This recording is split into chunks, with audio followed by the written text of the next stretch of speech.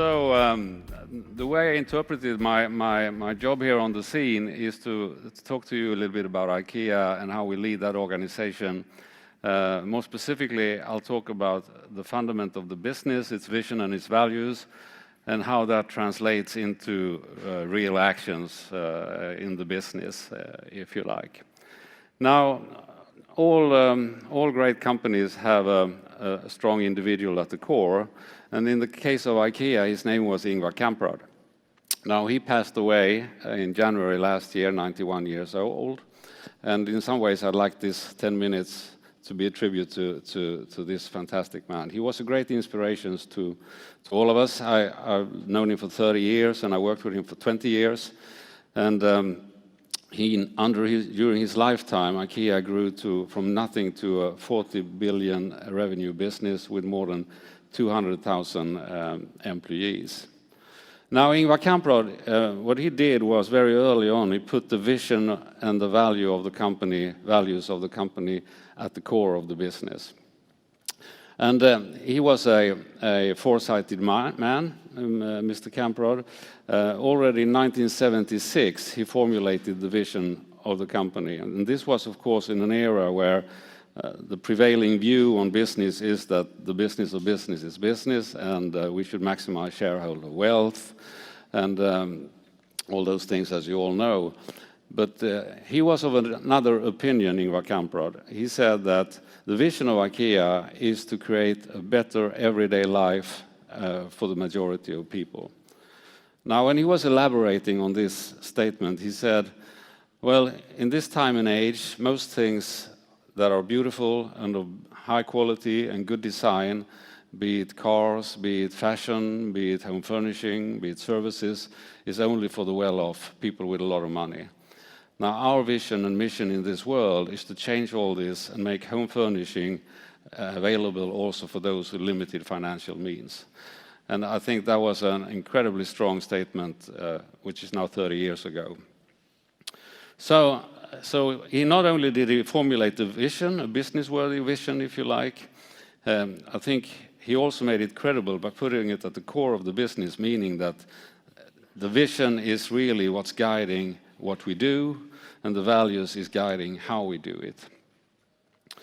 So how does this transpire into everyday actions? So I'll just like to give you some examples how that could be. One is the financial model of the company. We have talked a little bit about that in various forums today. So in traditional retail, most retailers, what they do is that they try to find ways to increase their sales prices, be it through marketing or branding or other things, and through that increase the gross margin, which is also what many analysts look at. So it's all about increasing the margin, and then, of course, all profit falls to the bottom line and is being paid out as dividend to the shareholders. Now, IKEA's business model is, I think, very different. Our starting point is how can we reduce the sales prices to the customers? And that if we reduce them, we can increase the volume, and through higher volumes in combination with a strong focus on costs, keeping costs low and keeping purchasing costs low, we can deliver the bottom line results.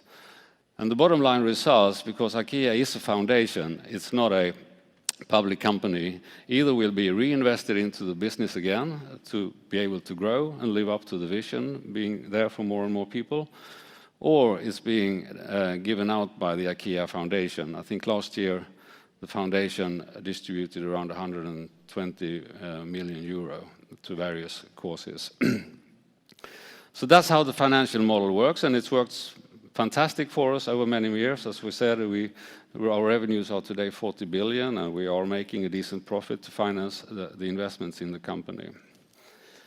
So if we then look at some of the strategies that we have and how we make the vision reality in the work itself, one example is the product range strategy. When we go to different markets, we put a lot of time into looking at how people live their lives, and especially we are looking at people living in small spaces in areas like in Moscow or Russia or in China or in India, And then we try to find solutions for them. And finding solutions for people living in compact living or in small spaces is really fundamental to our product range strategy. People with limited means, where maybe big families live in 50 square meter houses, how can we find solution for these people? And that's also at the core of our product range strategy.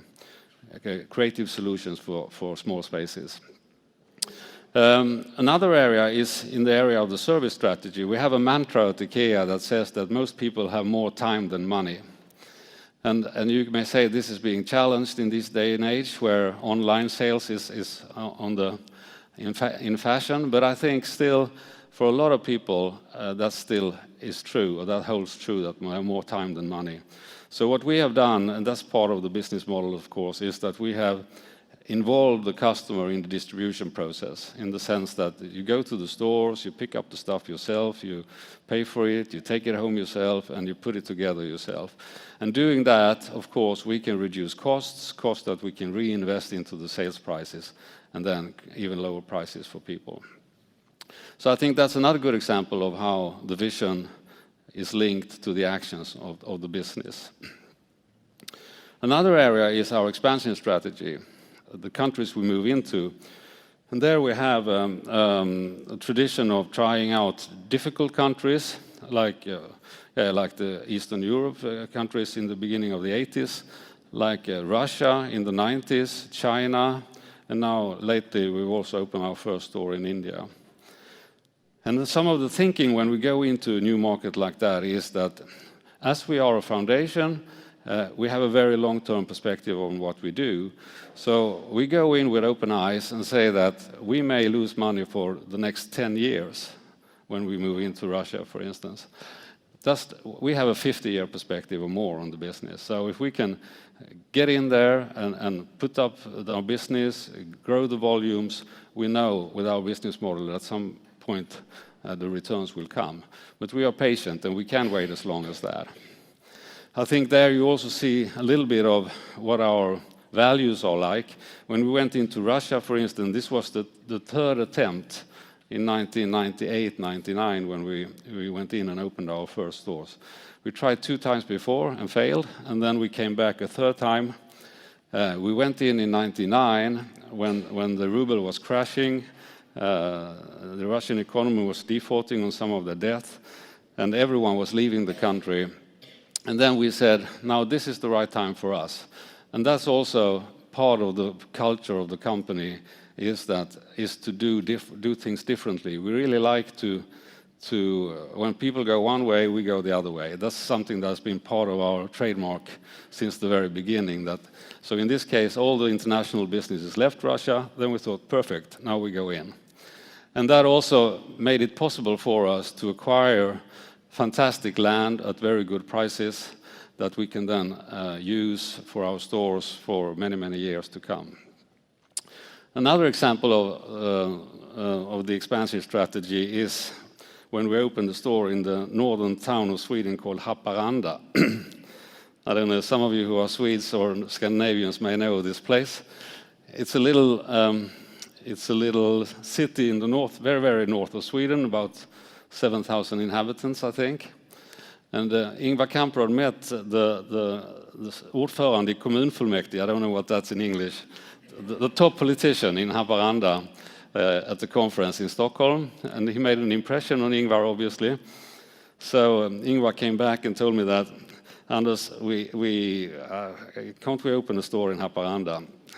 And all our business information told us that the best place in the north of Sweden was another town called Umeå. So that was the one we should go to. And then, long story short, we had a long discussion about this in the board, and then finally Ingvar called me and said, Anders, I promised him a store in Haparanda. Can't we put a store there anyway? And then I said, of course, Ingvar, we'll do that. And I knew it wouldn't be a real problem and now we have a store in Umeå as well. But the fantastic thing about that from a business worthiness perspective, I think, is that how in this little town who was drained with young people and was going down to, well, probably no inhabitants in a few years' time, was revived. I mean, we employed a few hundred people into the store. We had all the sub-suppliers to IKEA that could be developed in the area.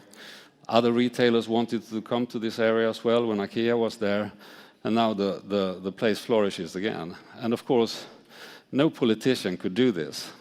That's what business can contribute to, I think, in a very good way. And we have customers in that store now, all the way from Murmansk in Russia to Finland and to all parts of Sweden, northern Sweden, because of course in that part of the world people would travel 200 kilometers to go and shop. So obviously the catchment area is very, very big. I see time is running out. I was planning to talk a little bit about sustainability, but that will have to be the next time.